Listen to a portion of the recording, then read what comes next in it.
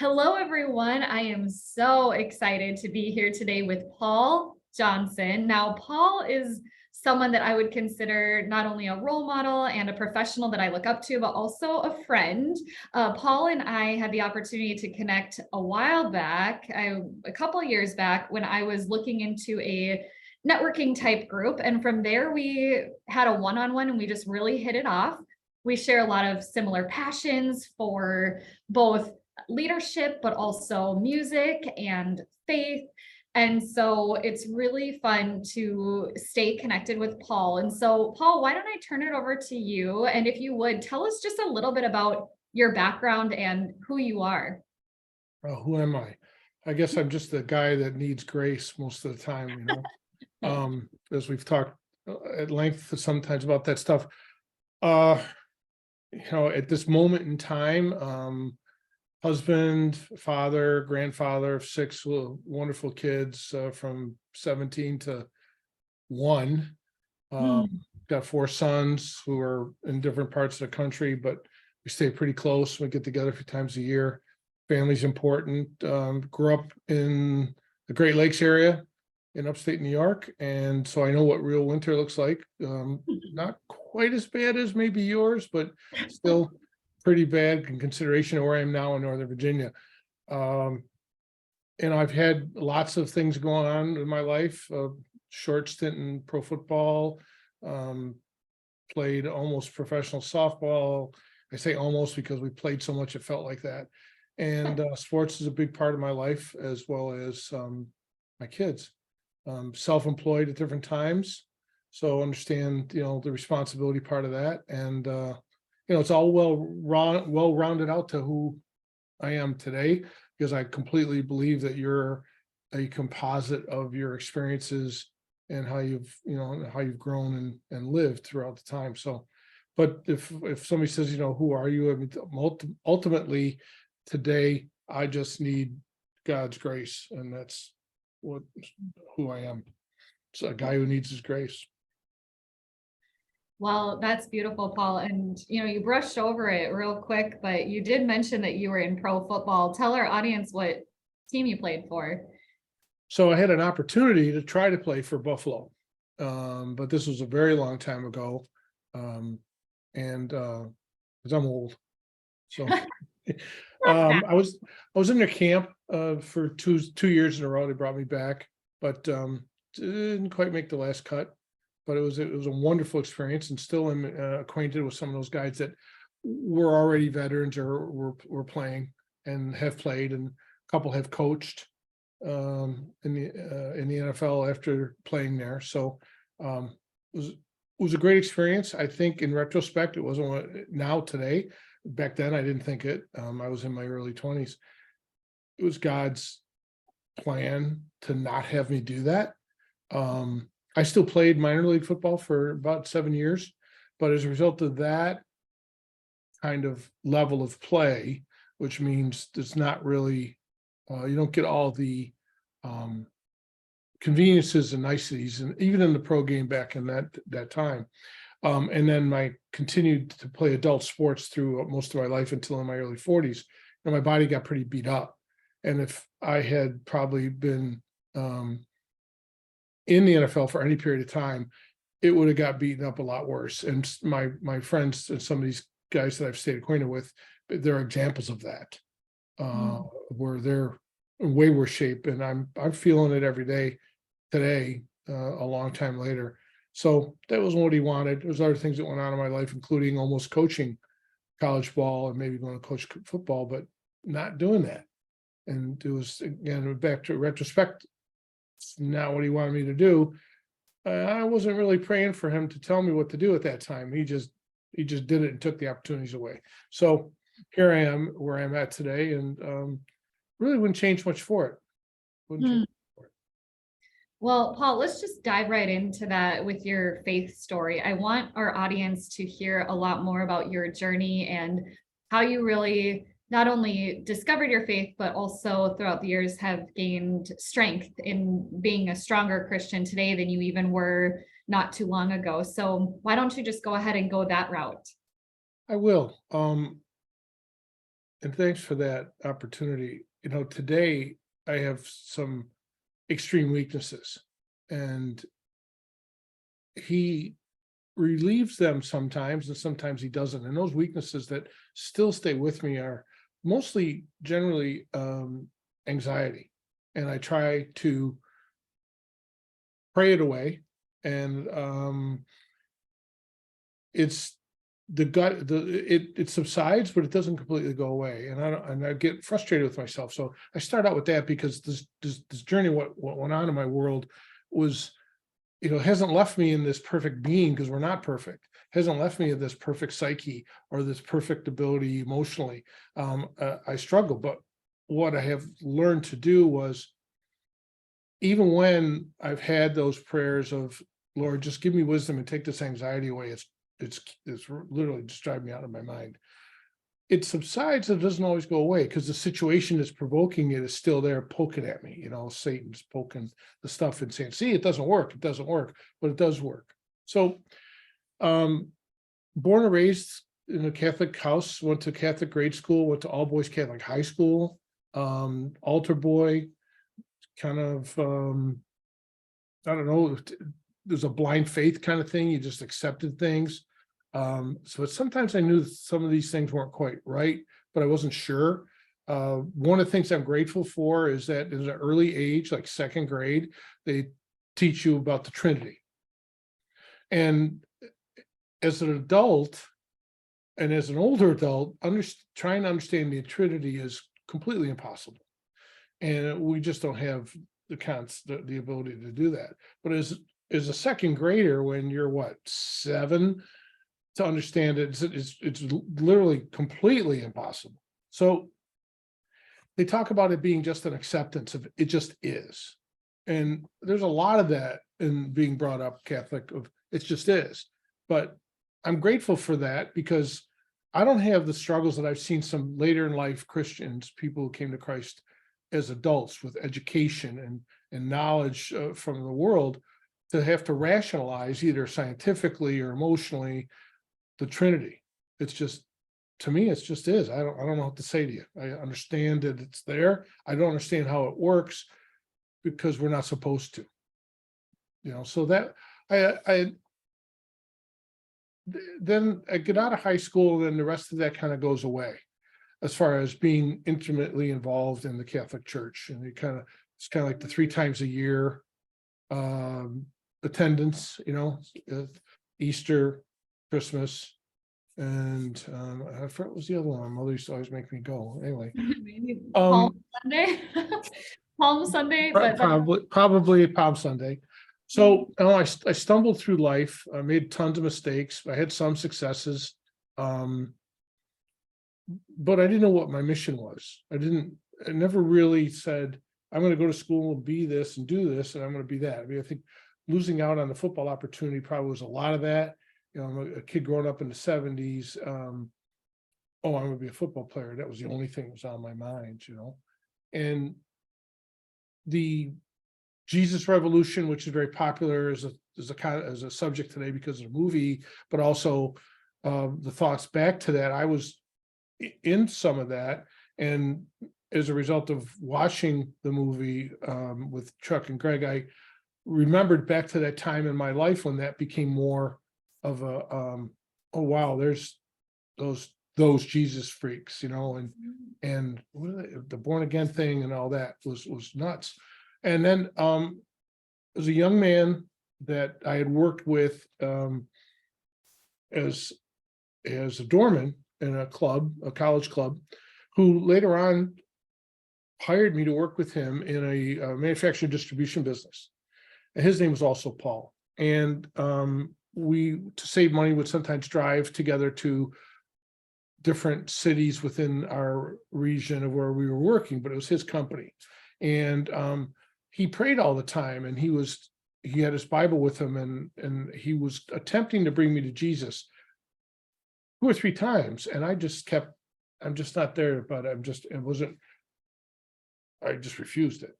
I appreciate what you're doing.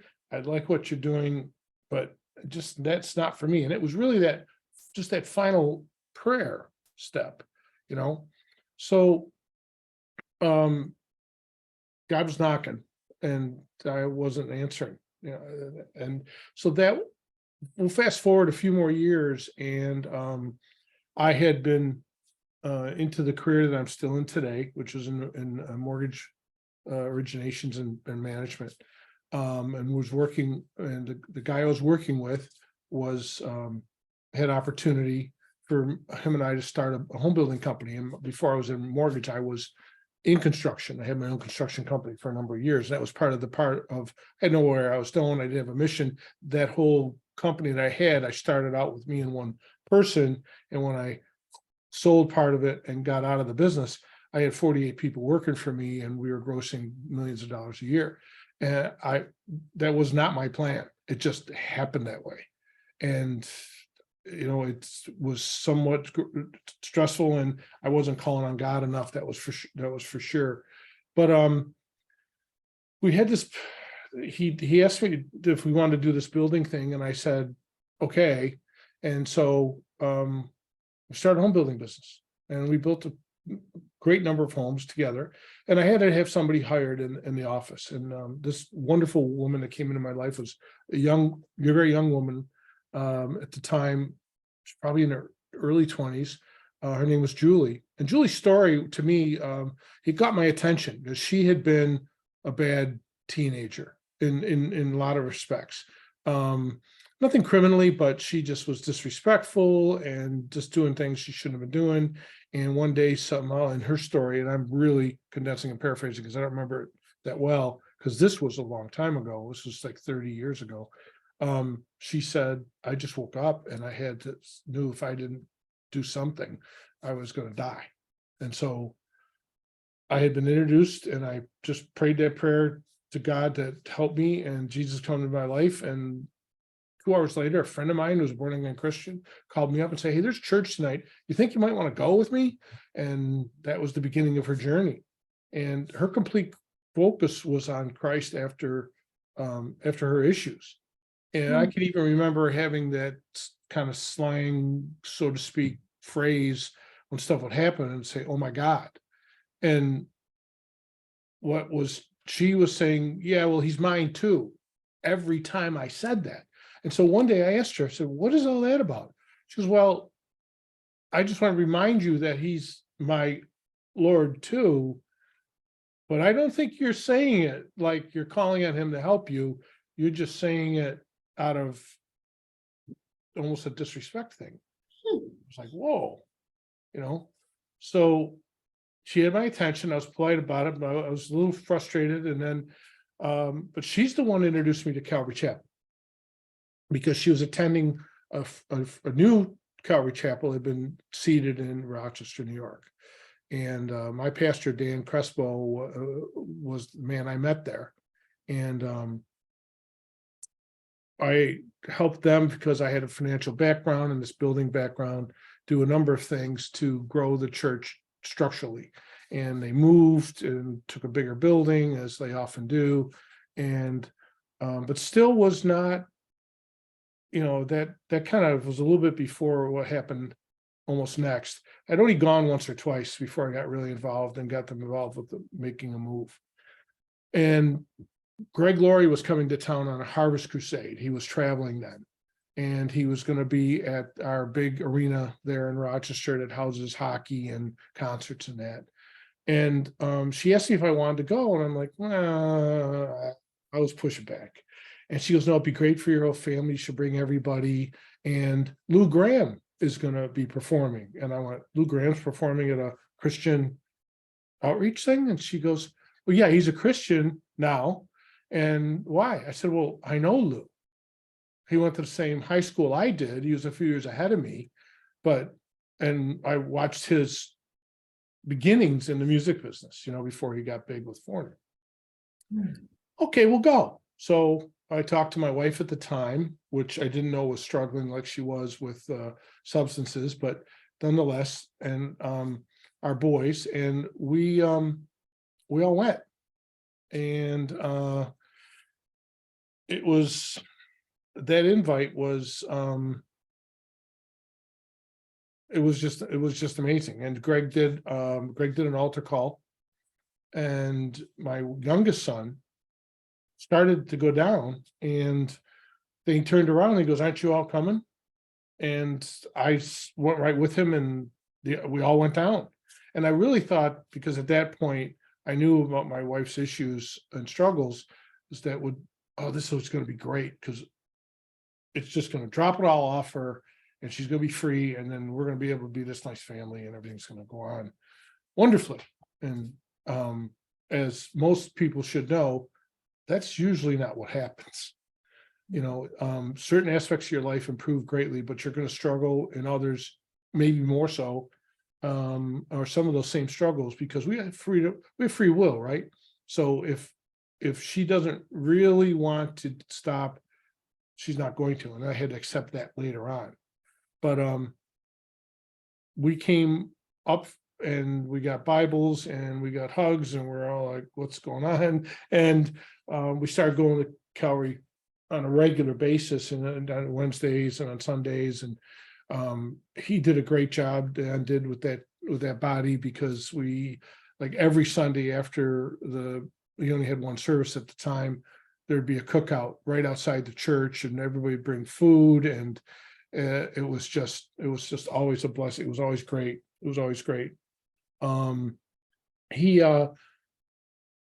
He got me really embedded in his style of teaching, which is a Chuck Smith style, which I think a lot of the Calvaries, most of those guys understand that style, and it's an explanation, right, of what, and from their viewpoint of what they're reading, and it gives you good application to what you're doing every day. But the attacks actually increased, and I tried to be more responsible and attentive, but ended up driving us into a situation where my wife, she went into different rehabs more than once, and on one of them came out and said, "I'm not coming home," and left me with three of our four boys. And we try to make a go of it there, but there was a lot of pain for that. And I had a very close family member and her husband. And our kids were all close, and they lived outside of Cleveland, and they said, "You guys should just move here." And that's how I ended in there. I picked up and moved three boys. And another challenge to my journey is, how am I going to do this? First, I got to get a job, then I got to find a place, then I got to find schools. And within a 2-week period, all that fell into place. Now, what was I doing? Well, because of the pain I'd already been through over the marriage breakup, and the anxiety that I mentioned earlier, that was really almost debilitating, and sometimes the tears, there was a lot of prayer coming out of me and out of pain, because Dan kept saying, "Just ask God, just pray to him for the answer." And I still wasn't totally understanding that was going to be 100%. And when you think about getting an answer, it's like what I've learned. Let's go this way. You can't ask God why. You can, but he's not going to tell you why. You never get the why. But you can ask him to facilitate strength, wisdom, take away things, lead you in a direction. But why did this happen? And I was still stuck in that. And Dan said, "You can't be stuck in that, because that's stopping you from the other things that he will take care of." And there was an evening about 2 months before we had made the decision as a family, but the boys and I, to move to be near the rest of the family. It was an evening where, and this might be a little out there for some people listening, is that at the church, and Dan was speaking in tongues, and we talked about interpretation before that, different lessons, and everybody interprets differently what might be said. Some people might stand up and talk about it. All I kept hearing was patience, from when he spoke, and it was a brief moment he was speaking. It was couldn't have been more than 30 seconds, but I just heard patience. You have to have patience. You got to have patience. And that just rang true to me. And it still does to this day, because I was not a patient person in a lot of respects, sometimes quick tempered and sometimes acted almost irrationally to situations, just went with my gut and went. And that backfires a lot. So leaving Rochester, and Rochester was the focal point for a lot of Calvary chapels. There was about 6 or 7 of them in Little Rochester. When I went to Cleveland, which is a much larger city, there was only one, and it was brand new again. It was just like Dan's church, and that pastor, Mike Busher, is still there. And when I went to meet him, I was very anxious about that because I needed the support. I had left all that family from the church to move, and part of everything that happened on moving was I got a job offer. My cousins were looking for a house for me, and the landlord that I had, because we had sold our house for one of her rehabs, and we had to move, said they would let me out of the lease. All that happened at the same time within like 2 or 3 days. So we're putting everything together, and talk about faith on this next piece is that we were loading up the U-Haul. I had my older boy who was going to stay in Rochester, he had a driver's license. He had a pickup, put stuff in that, another friend, and we we're going to make a truck out of it. Let's go, caravan. And I get a phone call, and we planned on leaving. It's from Rochester, it's about 4 hours, 3.5 to 4 hours. I figured on 5. We were supposed to leave around 4 o'clock, try to get in there by 9. And it was about 4 o'clock, and we still weren't 100% out of the house. And I get a phone call, and it's the CEO of the company, the mortgage company I was supposed to go work for. And he essentially dilutes my compensation package by almost 75%.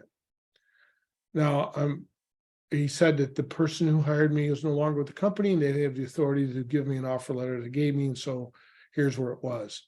So I'm standing there on the phone in my house that's 90% empty with the U-Haul packed, getting ready to move. I've already paid a deposit on a house, and I essentially don't have a job because I told them, forget it, I'm not doing it. So my faith was, I never told anybody anything. And we all went to Cleveland, and I got him in the house, and that was a Friday. And Monday came, and it was beginning of summer. And one of the boys said, "So aren't you going to work today?" In the meantime, I'd spent the weekend calling, and because there was a lot of opportunity. And while I was there, I just kept praying to God, you need help. I don't have a lot of money in the bank. I cashed in a small 401k to get into the property and move us. I got enough money to last us a couple of months. Just help me, and 2 days later, I totaled my car. And it was my fault. I wasn't paying attention. Somebody stopped short on a green light, and I hit the back of them, and the insurance company totaled the car. It was drivable, but they totaled it. The next day, I get a phone call from a guy who says, I really like your resume, and can we have a conversation? Can you come out? And they needed a general manager for their small mortgage company. And long story short, they gave me the job, and the job came with a car. Now, Kelsey, most people wouldn't even think about this, but this was a while ago. This was in the late 90s. But even then, there wasn't management positions in mortgage companies that came with an automobile. It was a very unique situation to the ownership of that mortgage company and the partnerships, because it was a third company. The two principals each owned different companies, and the mortgage company was their joint venture together. And they had supplied the previous position with that person in that position with a car, and it was that person left, and it was just there. And it was brand new. It was like a year old. And so I was just like, this can't be happening. It was so positive. And so I had a decent job, was able to pay for things and take care of everybody going forward. We had a lot more challenges, a lot more angst, but it's attending there. It was church was a drive. It wasn't easy to get to. Being that Cleveland's not small, and there's one Calvary. We weren't the farthest away we could have been, but we weren't close by. So those are just some of those examples of this. Because a lot of people say to me, "You're a single dad of three sons are here." I go, "Well, there's four, but the other one's in college, and he stayed back in Rochester with his friends." So yeah, it was like the amazement coming out of people that I was a guy and they had two in middle school and one in high school, and took them all the way through and out.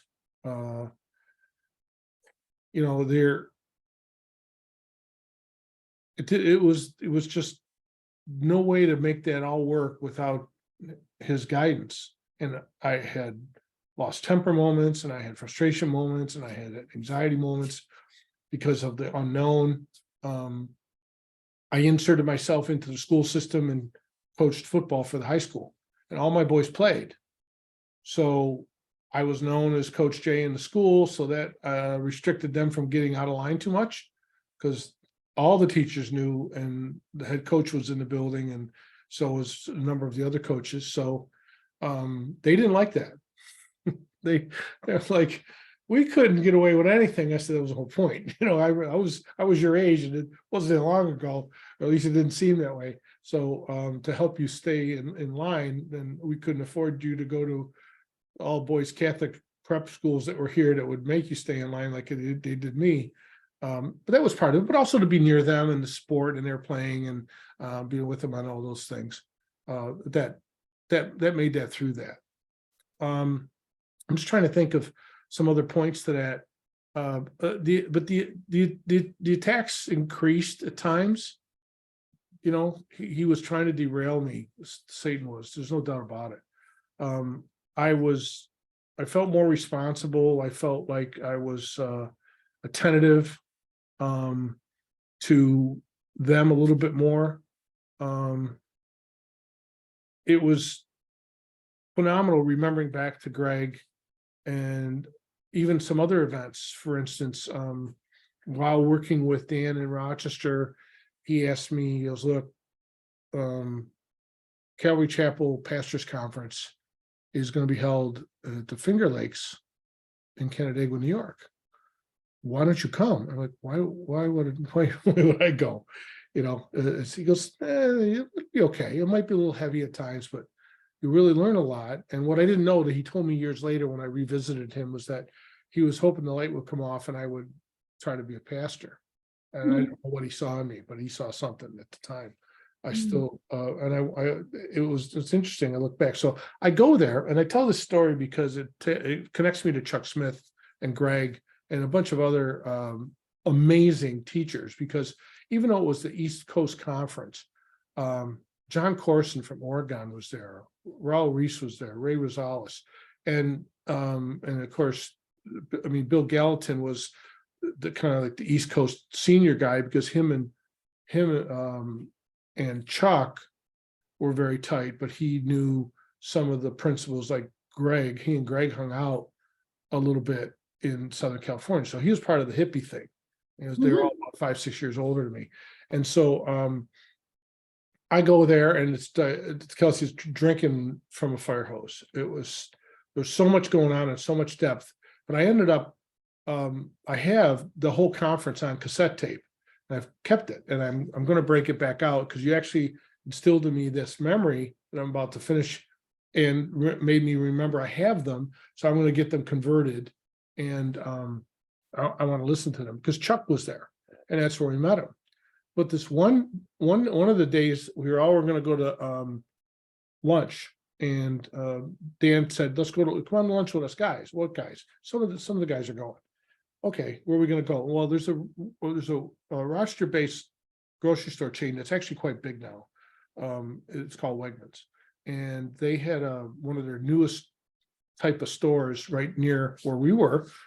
which had ready-made food, hot food, and an eating area in a grocery store, which was kind of unheard of, especially in Rochester. It's kind of conservative that way. And so we all went there and we sat down and everybody got their own food and went back to the table. And I'm looking at the table and some of those names I dropped and some others I don't remembered, including Chuck Smith, were at this table and me. So these guys are senior pastors, the leader of the Calvary movement. Greg Laurie wasn't there, but it just was almost a who's who of, I listened to these guys on the radio.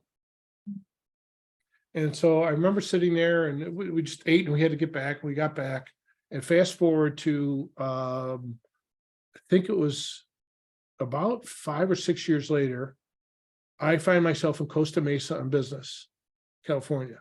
And I went, Chuck's church is here. I look up the address. I was 4 miles away, had my own car. I drove over. Very unassuming property, but large. Walked into the office area, which was, again, not profound at any means. And the lady behind the counter says, can I help you? And I said, is Pastor Chuck here by chance? She goes, he is, he's on the phone. Can I tell him who's here? I said, tell him Paul Johnson from Rochester. I don't think he's going to remember me, though, because it had been 4 or 5 years. And this is part of God's grace to me and also direction of, this is also real. And I wasn't challenged by that at any means by this time, but it was just another reinforcement of how he was in my life and being important in my life. Because Chuck comes out, and so I'm not the smallest guy in the room, as you could probably imagine by me telling you I played football. I'm 6'3" and I'm way too heavy to talk about it. But Chuck's pretty short. And he comes out, so it was like Danny DeVito and Schwarzenegger and Twins, he's standing next to me and he hugs me and I got my arm around him. And I said, do you remember me? He goes, yeah, don't say it. Let me think. And he's wagging his finger and he says, that grocery store, we had lunch at a grocery store. It was the weirdest thing. And I never forget him saying it. He's shaking his head and he did remember me. And I couldn't believe it because he meets how many people? And he remembered the whole thing.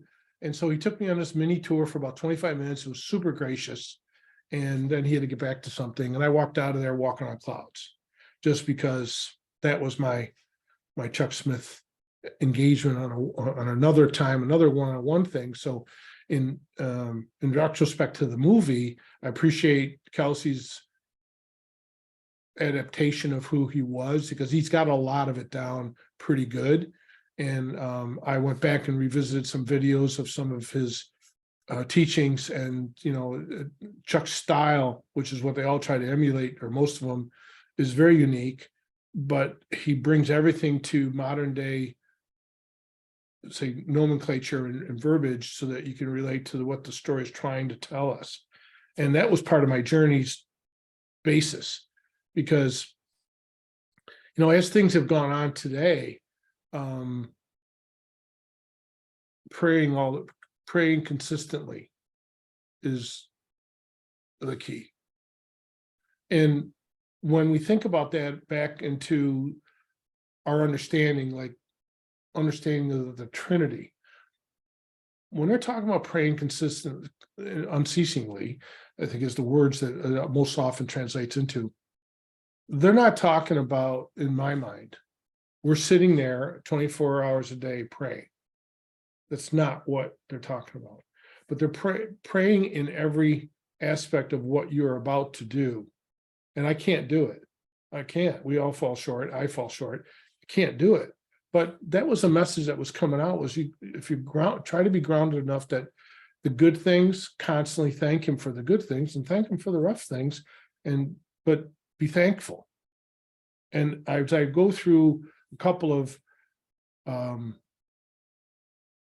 daily devotionals that I follow, that's often the message, is being grateful, being thankful, and praying unceasingly. I'm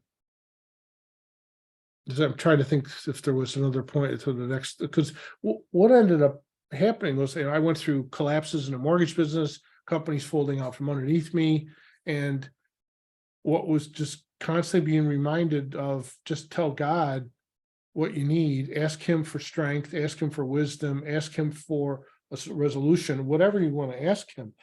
But excuse me, bring him in and ask him. And, somewhere in the Bible, it says something about if you ask, you'll receive. We've modern day translated that, you don't get what you don't ask for. I think the two go hand in hand a little bit.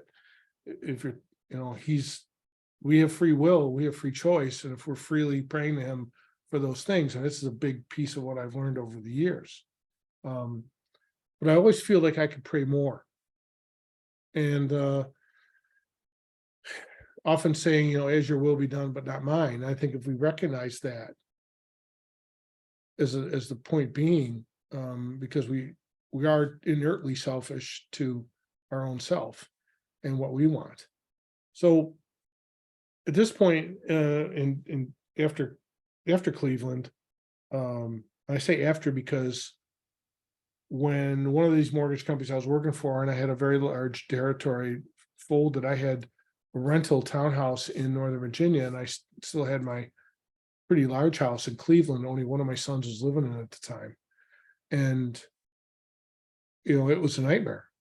I went from making very good money to nothing. I had this house I needed to sell. And the market was slow. It was 2007. It took us like 11 months to sell it. But my landlord let me out of my lease here in Northern Virginia.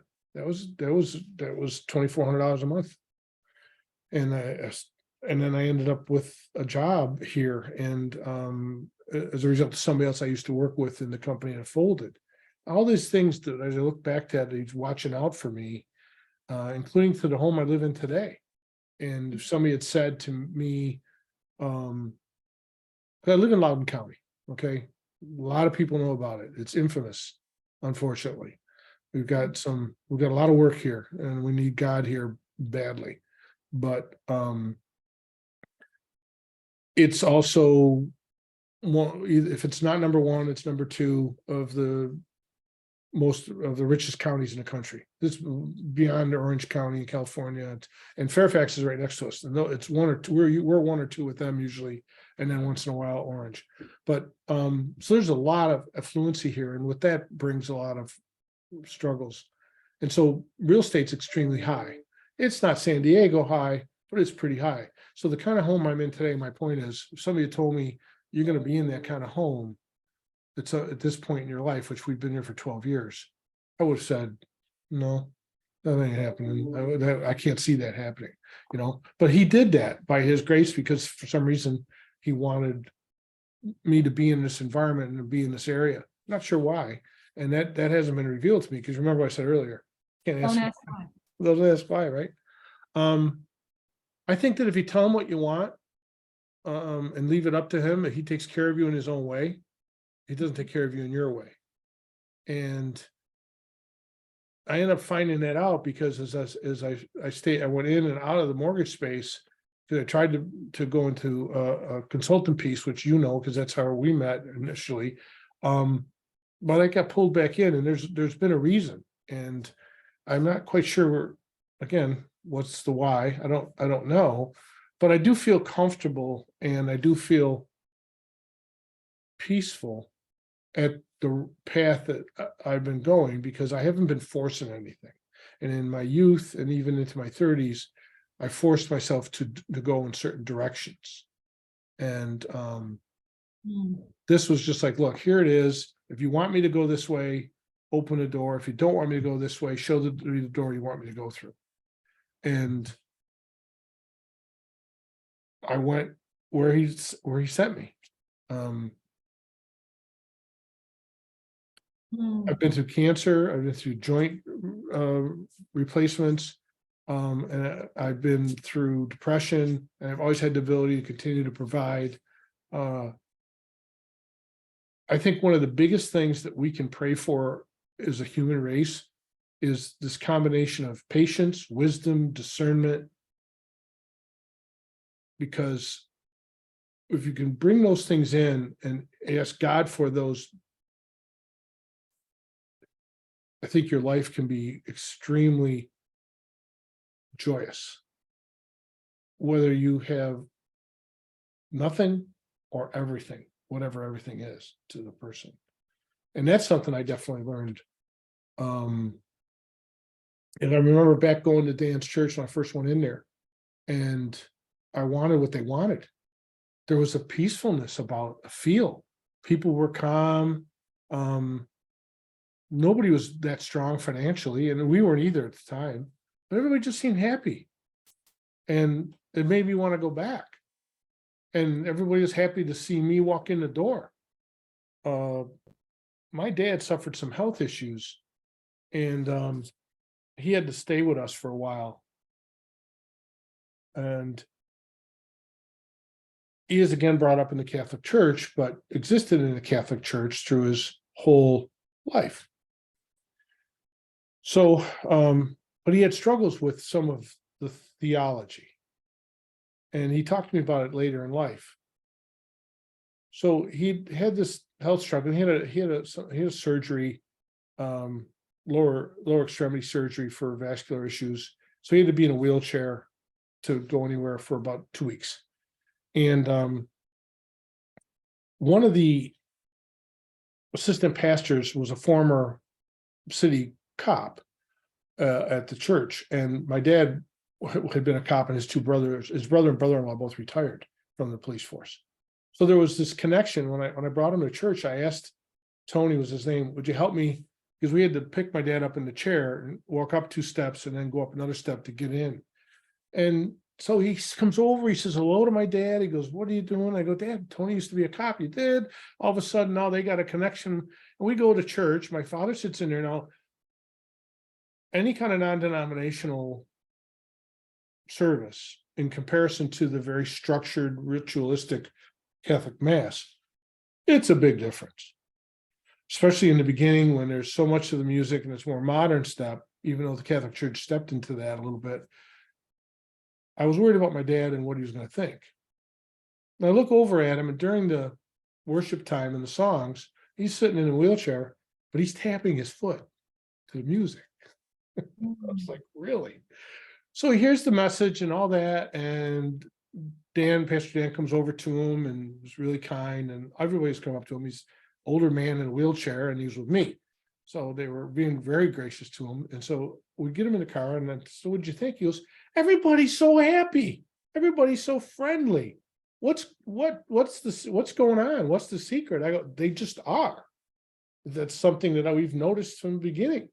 So my dad went back to that church with me probably another half a dozen times before he moved back to his house. And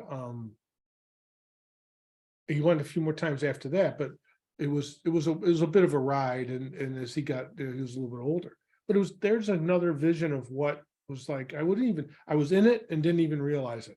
It's kind of like when I talk to people today about taking my sons, moving them 400 miles and raising them from middle school through high school through college by myself, because their mother disappeared and didn't have any input at any level. So there's dealing with that with them as well. It was all about, how did you get through that? How did you make that happen? And me being, really not all that smart about it for a lot of the time would say, I just don't know. I just did it. But today I look back and say, I don't know how I did it, but God was helping me do it. And I see that now, but when I was in it, I couldn't, and I didn't. Not very much. I was praying to him all the time. Well, it felt like all the time. Maybe not. So, the journey today, the prayer pieces can just continue to be, hey, if this is what you want me to do, it just makes it more simpler. I've had prayer lists, and I've had just ad hoc wake up. I've had going into uncomfortable situations or meetings when I said, hey, can you help me out? I don't even know what I need. Send the Holy Spirit to strengthen me. And I come out and, wow, that wasn't so bad, especially with the health issues. The cancer thing was a scare. It wasn't necessarily a wake up call. I wasn't doing anything wrong. But I was lucky enough to get a type of cancer that was extremely rare in the fact that it doesn't spread much, if at all. And I needed, after surgery to remove it, I just needed 2 rounds of chemotherapy. And it really, for his grace, that's why, because it could have been a lot worse, and it was in a very bad area. And so, the journey comes out today is where I go to a pretty strong, large Calvary Chapel here. It doesn't carry the name. It's called Cornerstone Chapel, but they're one of the few, I think there's 3 that are part of the group that are not called Calvary. I'm very well acquainted with the pastor. I've done something socially with him. He's a Dan Crespo, Chuck Smith type of teacher. And so my wife, who was brought up with my wife today, we've been together about 17 years, was brought up in a non-denominational Islamic house, which meant they called themselves Muslims, but they didn't practice. They just called it because they had to. And they moved here from Iran in the late 60s. So it was a different time. So when they got here, they just weren't anything. And they believed there was a God, but they didn't go anywhere. And the only church she ever attended was somebody's wedding, somebody's funeral. So exposing her to this, and she just is in love with Gary's teaching and is a Christian today and understands his style. And when she met Dan, she goes, wow, he's a lot like Gary. And then I showed her some tapes of Chuck. She goes, oh, they're all similar in their delivery. I mean, in the way they explain or they want to talk about stuff. So the church today here gives us some grounding and consistency, but it's just a reminder that we need to be with others that are like, we need to be fellowshipping with people of like mind as much as possible. And that's the kind of the journey. That's where I'm at today, is I'm there and waiting for the return. And some days hoping it was that day. Some days I'm glad that it's I still get to live and see my grandkids and hang out. But if it wasn't, I look back at there's so many different points of along the way, from the very beginning of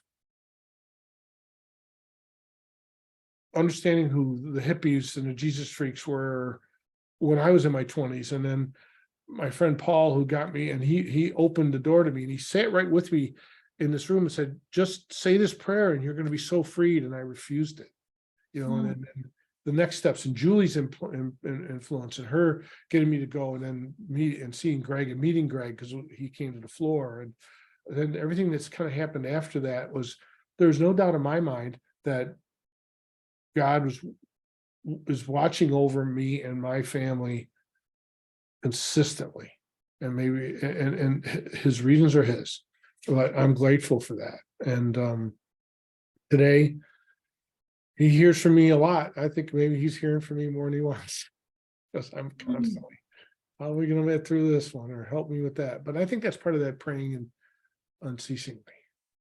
Again, Paul, do you have any favorite devotional that you like to do? Jesus Calling. Jesus Calling. I've done that. I'm on my 7th year. 7th year? Yep.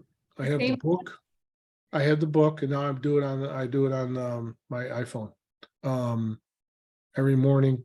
And then I read also, Greg Lurie has a devotion on his website, a little bit more. So the Jesus Calling devotion is, she has 1 or 2 paragraphs on the subject matter, and then there's supportive text behind it, 2 or 3 verses, sometimes 4. And it's a little bit bigger picture. Greg deals with his is usually 1 small scripture, but he has a dissertation of how that applies, and his is more topical, as they call it, more today, current event type of thing. Like when he starts to get close, like right now to Easter, everything's about leading up to the cross, and the resurrection. His stuff is, like I say, more timely. Whereas, Jesus calling it's a different one every day, and there's like every February 2nd is the same one, but you don't remember it because you read 364 other ones. But they always seem so relevant. It just, and it doesn't take a lot of time for those that might be thinking it does. It doesn't take a lot of time, even if you just soak them in, take 3-4 minutes and think about what you read, and then I move on. Those are the two. Well, and thinking about your background, I know you talked right off the bat about anxiety. If any of our listeners are struggling with feeling anxious a lot of the time, which I think a lot of people do struggle with that, do you have any last tips around, I know you said praying unceasingly, right? Without ceasing. Any other pointers for our audience on whether it's a Bible verse or just something that you do that helps you when you're anxious? Well, you got to have the confidence to know that God's in control. And it doesn't feel like it, but you got to remind yourself of that. It helps to ease some of that. But sometimes anxiety is a chronic thing that comes out of depression, and it rolls. And we're not inside our own heads enough to understand how to pull that apart. And there are professionals that help with that. And after conversing with 2 different pastors about looking to professionals to help when you're into the depression part of that, there's nothing wrong with that, especially if you can find a Christian one. Sometimes there's medications needed. If that's the case, I subscribe to this point. That's all a temporary situation and solution. If they help you get things out or help you understand and see things a little bit clearer, that's in a that's in a period of time. And that's not a long period of time, 3 months, 5 months. Something has to go on for years. And I've had to go through that. It was 2.5 months. I don't want to say everything was wonderful, but they let me see some things. And in the meantime, I was praying to him to give me wisdom and understanding what I'm trying to find that's causing this rooted, unnecessary anxiety. And that's when the light bulbs start going off and things started to mellow out.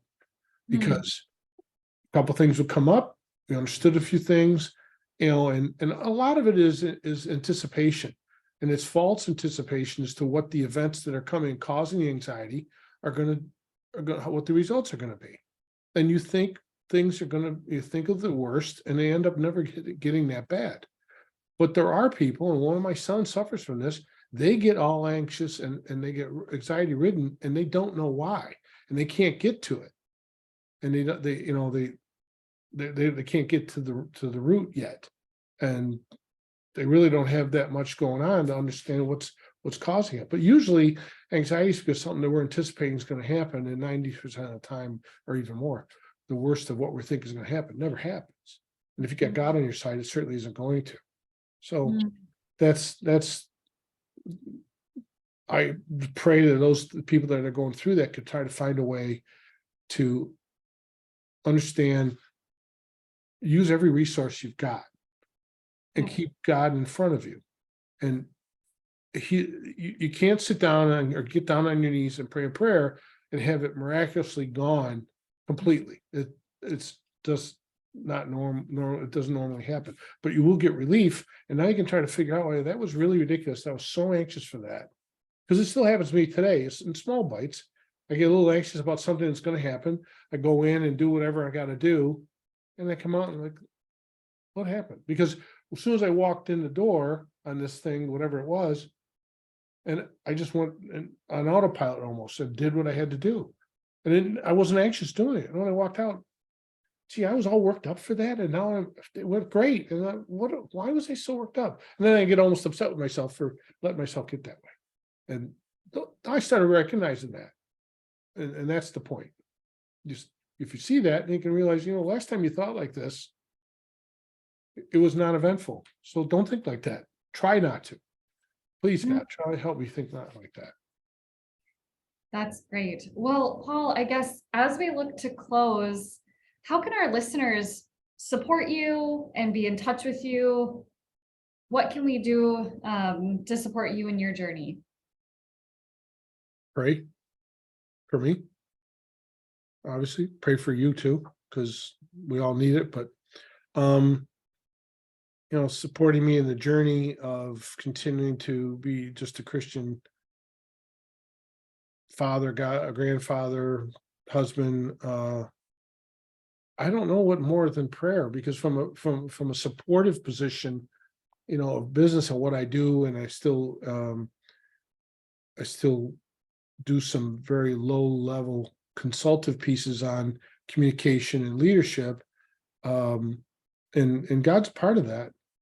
I'm willing to help anybody that wants to call me up and say, so you don't know me, but I heard you on a podcast, and I was wondering when you said this, I'll talk to them, and it would help anybody. But how do they help me? It really, anybody that's listening to this probably isn't going to be somebody that I know. And I would just ask them to thank God for me being here with you and for you putting this together, and ask them to keep us blessed. That would be the best thing. And I'm sure we'll feel it when it happens. I'm sure we'll feel it. So.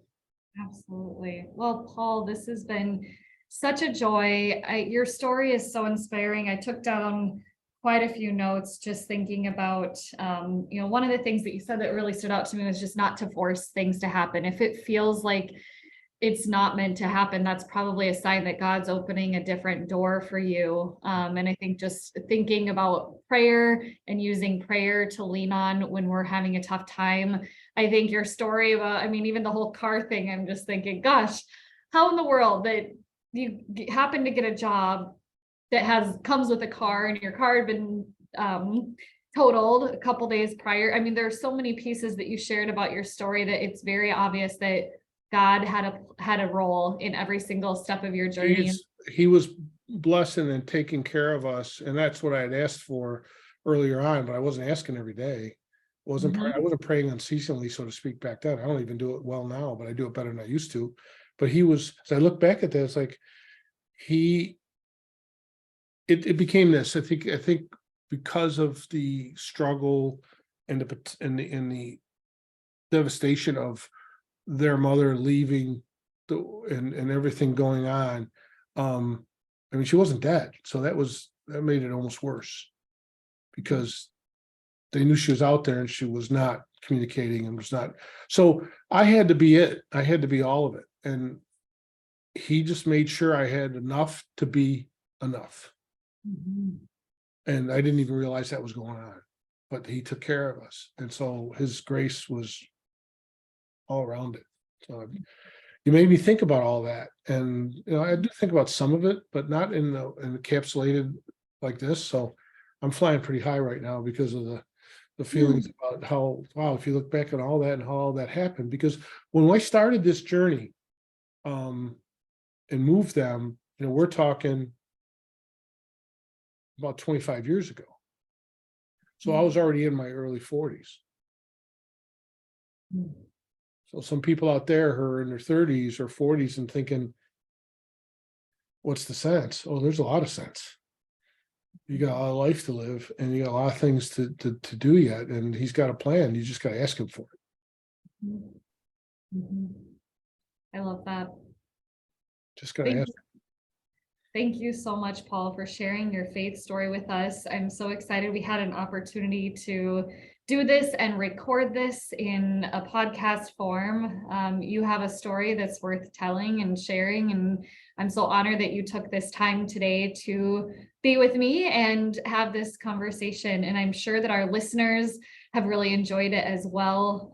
So thanks again, Paul, for doing this podcast. Thank you, Kelsey. I appreciate being asked to be on here, and God blesses you and everybody that's associated with what you're doing. And I think it's a great thing to do, to reach out and have something for people to have a resource for and listen, because we all go through stuff. We all have things that we got to take care of, and God's there for us. So thanks for having me very much. Thank you very much.